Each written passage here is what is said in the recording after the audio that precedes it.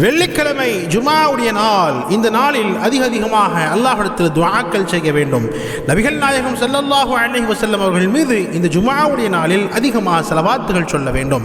ரசூல் ஸல்லல்லாஹு அலைஹி வஸல்லம் சொல்வார்கள், யார் என் மீது ஒரு முறை ஸலவாத்து சொல்வாரோ அல்லாஹ் அந்த மனிதரின் மீது 10 முறை அருள் புரிகிறான் என்பதாக சொன்னார்கள். மேலும் அந்த மனிதருடைய 10 பாவங்களை அல்லாஹ் மன்னித்து விடுகிறான். மேலும் அவருக்கு 10 தகுதிகளை அந்தஸ்துகளை அல்லாஹ் உயர்த்துகிறான் என்பதாக நபிகள் நாயகம் ஸல்லல்லாஹு அலைஹி வஸல்லம் அவர்கள் சொல்லியிருக்கிறார்கள். எனவே இந்த ஜும்ஆவுடைய நாளில் அதிகமாக ரசூல் ஸல்லல்லாஹு அலைஹி வஸல்லம் அவர்கள் மீது ஸலவாத்துகள் சொல்ல வேண்டும்.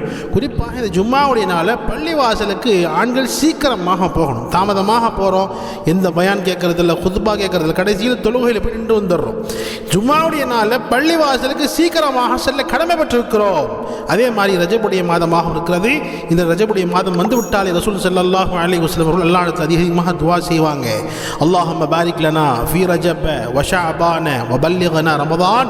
யா அல்லாஹ், இந்த ரஜப் மற்றும் ஷஅபானுடைய மாதங்களில் எங்கள் மீது பர்க்கத் செய்வாயாக, எங்களுடைய எல்லா விஷயத்திலும் பர்க்கத் செய்வாயாக. வ பல்லிக்னா ரமதான். யா அல்லாஹ், புனித ரமதானுடைய மாதம் ஆஃபியத்தாக, சலாமத்தாக, ஆரோக்கியமாக அடையக்கூடிய பாக்கியத்தையும், அந்த ரமதானில் முழு ரமதான் நோன்பு நோக்கக்கூடிய பாக்கியத்தையும் ரப்பே ரஹ்மானே நம் அனைவருக்கும் தந்தருள்வாயாக என்பதாக அதிகமாக துஆ செய்ய வேண்டும். அல்லாஹும்ம பாரிக் லனா ஃபீ ரஜப வ ஷஅபான வ பல்லிக்னா ரமதான்.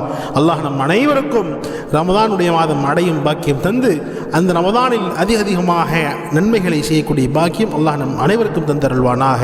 ஆமீன்.